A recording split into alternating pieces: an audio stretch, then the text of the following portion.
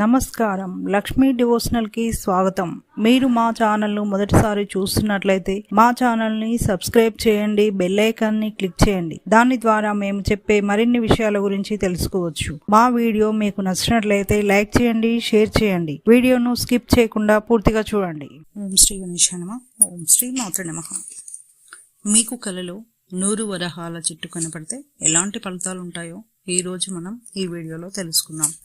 కలలో 100 వరహాల చెట్టు కనపడితే మీరు చేసే పనులు లేదా చేయబోయే పనులు సమయంకు పూర్తవుతాయి. మీరు ఎంతో కాలంగా కోరిన కోరికలు నెరవేరుతాయి.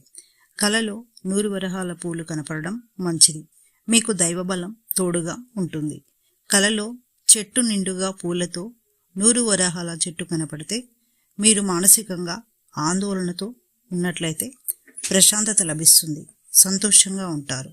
వృత్తి వ్యాపారాలు చేసేవారికి గౌరవ మర్యాదలు లభిస్తాయి. కలలో 100 వరహాల చెట్టు పచ్చగా పూలతో ఉంటే ఇది చాలా మంచి కళ.